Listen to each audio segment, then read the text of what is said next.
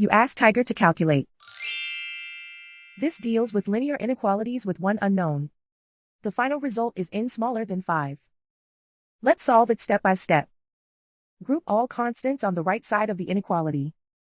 Subtract 3 from both sides.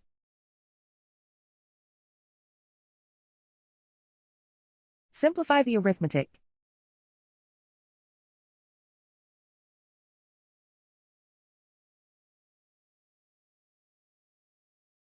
Isolate the n. Divide both sides by 0.25.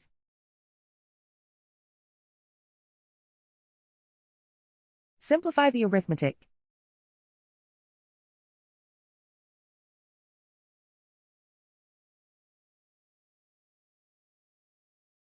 Plot the solution on a coordinate grid.